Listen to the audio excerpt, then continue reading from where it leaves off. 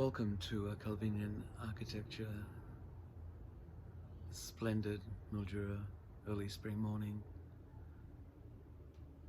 little buds on the branches, the jasmine about to burst into song, I was almost going to say, but fragrance,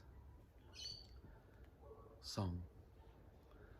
The almond blossom is out. It's one of those pre-spring, early spring mornings when you can feel it in the air.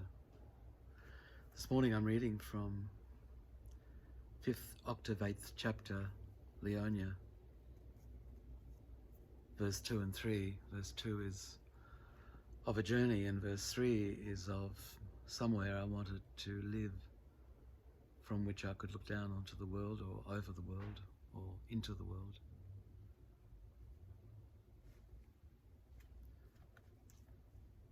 Verse 2.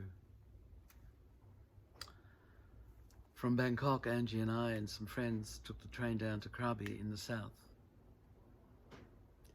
and from there a boat around the Cape to a fishing village with little huts on the beach, and, we were told, with perfect sunsets.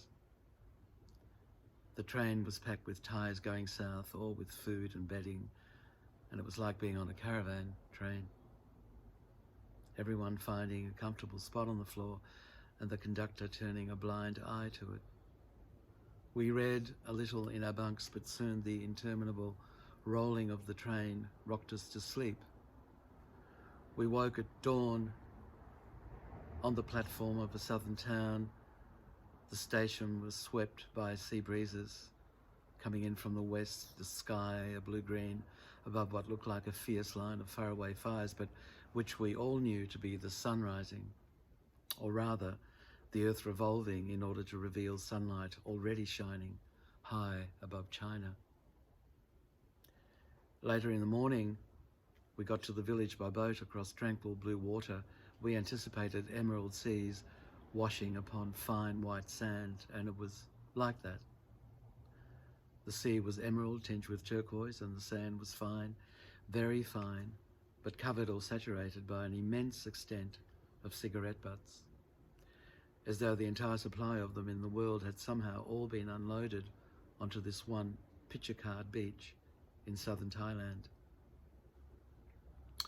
Mao and I and Angie, one afternoon later that week, finally broke through after inertially immersing ourselves into a debilitating denial, that last little resistance to action, and all in a frenzy we descended upon the beach with big black plastic rubbish bags, and after staking out little territories for each of us, began to collect and fill the bags, our faces 6 inches away from the sand. We worked 3 entire afternoons and filled 26 bags. It made no difference at all to the beach. Somehow each morning afterwards the butts had migrated to fill the spaces we'd emptied. As we looked back onto the beach at the end of our working afternoons, though, we had some reason to feel a bit pleased. Sizable areas had been cleared, and we even, on that first afternoon, optimistically talked about clearing half the beach, enthusing others to join in. But the local Thai fishermen and the village women who sold pineapples in the shade of the palms on the beach were just bemused by us. Tourists were enraged that somehow, through our actions, we were both implying and accepting a collective responsibility for the state of the beach. Everyone was much happier when, after 3 days, we resumed a leisurely strolling and bathing and ignored the butts. The 26 bags, tied and bundled together, stayed on the beach till the day of our departure. No one seemed to know what to do with them. On the last day, we decided to play the final soccer match at low tide. We were lacking goalposts because the retreating tide had carried the sticks we'd used far out to sea.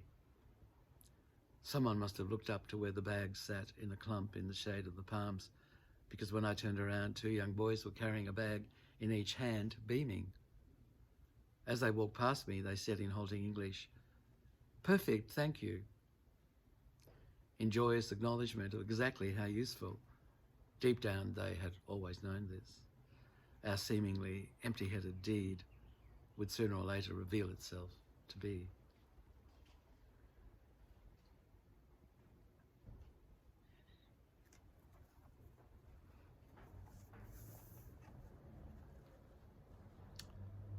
Verse 3.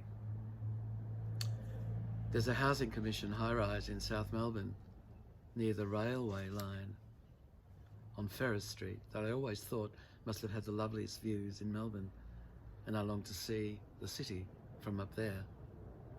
It was the only housing commission high-rise one that was 30 stories high, the next highest being around 20 stories. This is how I finally got to see the view from its top terrace. I'd just come back from Milan in 1969, and I'd gotten so enthusiastic about city planning. Camillo Sitte, Le Corbusier, Chandigarh, Oscar Niemeyer and Brasilia, other towns as well. I thought if only Melbourne had more 30-story buildings from which we could finally see ourselves, we would understand what kind of city we were building. Years later, working part-time for the Commonwealth Government as a census officer, I had occasion to actually go into those commissioned flats, and I was horrified at how gloomy and cardboard-like they were inside. Anyway, I'd just come back from a year or more in Italy, where in the late 60s, the discourse was all about the sociological impact of cities and how their planning could be directed towards those very issues. At Melbourne University, I'd rejected having to learn how to avoid efflorescence while studying architecture, that particular ugly stain that blights the look of nice brickwork when the lime component of mortar isn't quite right, or how to calculate the escape velocity of rockets from the Earth's atmosphere. All very handy bits of knowledge, I thought, but I wanted to study architecture. You know, the mother of the arts. I wanted to know how to plan and construct spaces that might ennoble, inspire, or at least comfort. So in the exam, I wrote a vehement letter accusing my lecturers of trivializing the task ahead for us all by asking questions such as those. As a first-year student, I had just won, much to the displeasure, horror even, of those very lecturers, the competition open to all students from all years to design a house for a disabled person entirely in timber. Robin Boyd had been the judge, and I somehow believed that in the attitudes I was expressing, I had his silent support. I was young, and I knew no better. But back to South Melbourne and the view. The second day back, January 2nd, 1969, my parents, my sister, and her future husband and I all went, upon my urging, up on to the terrace of that high-rise to enjoy the view. I remember thinking it was going to be difficult for some reason, but we just took the lift up to the 30th story and walked up the last flight onto the terrace. It was covered with garbage and clapped-out refrigerators, rusty car doors, old tables and chairs, wet newspapers, old televisions. I couldn't believe that this most noble of vantage points was being treated in this way.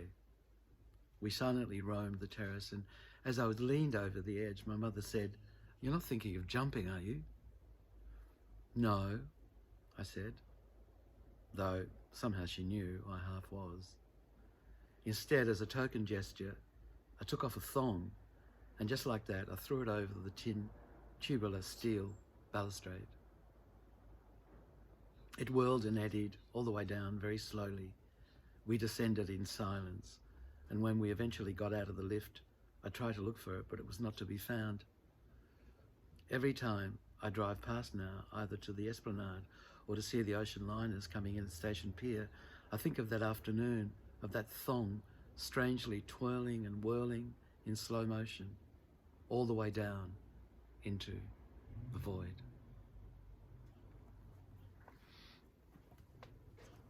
Until tomorrow.